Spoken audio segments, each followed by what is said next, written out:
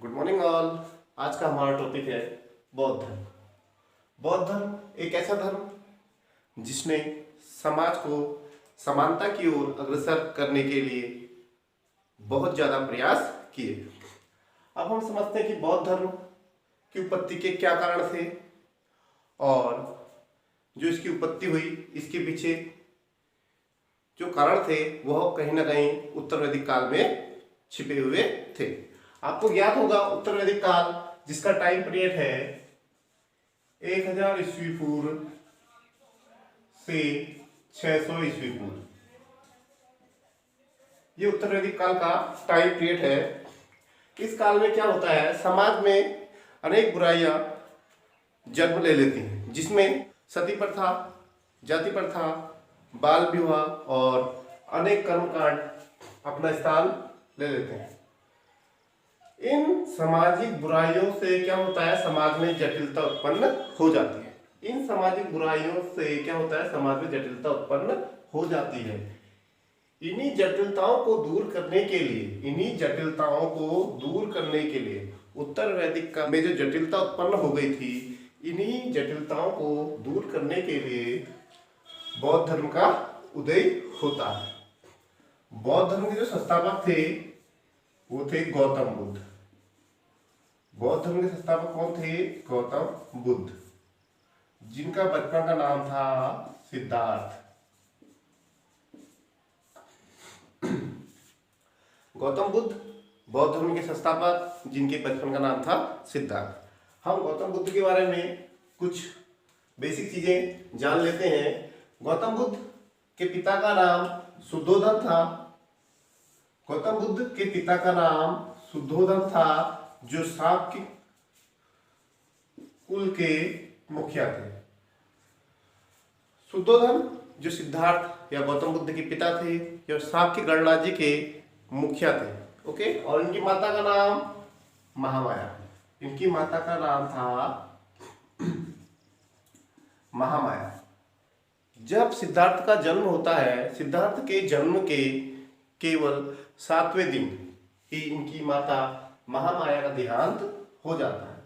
इनका पालन पोषण इनकी मौसी गौतमी प्रजापति द्वारा किया जाता है।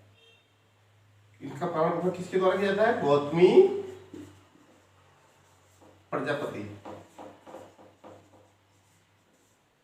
जो इनकी मौसी होती है। ओके, गौतम बुद्ध इनके बचपन का नाम सिद्धार्थ, जन्म 563 ईस्वी पूर्व लुम्बिनी नामक स्थान पे, जो वर्तमान में नेपाल देश में स्थित है। पिता का नाम शुद्धोधन, जो शाक्य कुल के मुखिया थे।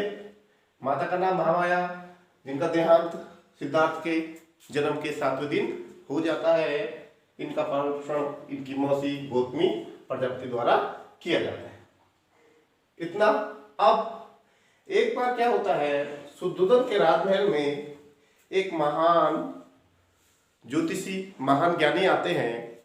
वो सिद्धार्थ को देखते हैं और बोलते हैं, जो आपका बालक सिद्धार्थ, ये बड़ा होके बहुत बड़ा ज्ञानी, सन्यासी और सत्य की खोज में ही अपना जीवन व्यतीत करेगा। यह सुनकर शुद्धोधन काफी व्याकुल और काफी चिंतित होते हैं। होना भी स्वाभाविक था, क्योंकि कोई भी पिता ये नहीं चाहेगा कि उसका पुत्र बड़ा होके सन्यासी बने। तो शुद्धोधन गौतम बुद्ध को दुख का आभास ना हो, इसलिए उन्हें क्या करते हैं, महल के अंदर ही रखते हैं और वही उन्हें सारी सुख सुविधाएं देते हैं, ताकि उन्हें दुख का आभास भी ना हो। अगर वो दुख का आभास भी नहीं होगा तो शायद गृहत्याग या सन्यासी बनने की बारे में नहीं सोचेंगे। सारी सुख सुविधाएं महल में मिलती हैं सिद्धार्थ को। इसी कड़ी में वह 16 वर्ष की आयु में सिद्धार्थ का विवाह कर देते हैं। किसके साथ? यशोधरा के साथ। यशोधरा के साथ विवाह हो जाता है किसका? सिद्धार्थ का 16 वर्ष की आयु में। एक बार सिद्धार्थ अपने पिता से कहते हैं कि उन्हें भ्रमण करना है, देश का भ्रमण करना है और उन्हें बाहर की दुनिया देखनी है। काफी जिद करने के बाद शुद्धोधन मान जाते हैं और सिद्धार्थ को महल के बाहर जाने की आज्ञा दे देते हैं। लेकिन होता क्या है, एक दिन पहले ही शुद्धोधन महल के बाहर सारी दुनिया, जो भी उनके कस्बा था, जो भी गांव था, जो भी क्षेत्र था, उसे साफ और जहां सुखी सुख दिखाई दे ऐसी व्यवस्था करते हैं। वो दिन आ जाता है जब शुद्धोधन और सिद्धार्थ आपस में वार्ता करते हैं और सिद्धार्थ अपने सारथी चन्ना के साथ भ्रमण के लिए निकलते हैं। हाँ, और उनके घोड़े का नाम होता है कंतक। कंतक इनके घोड़े का नाम होता है, चन्ना इनके सारथी का नाम होता है। भ्रमण के दौरान सिद्धार्थ को 4 दृश्य दिखते हैं जिन्हें देखकर इनके मन में वैराग्य उत्पन्न होता है। वो 4 दृश्य क्या थे? सबसे पहले ये देखते हैं एक रोगी को, दूसरा ये देखते हैं एक वृद्ध व्यक्ति को या बूढ़े व्यक्ति को, और तीसरे में ये देखते हैं मृत व्यक्ति को, लास्ट में ये देखते हैं सन्यासी।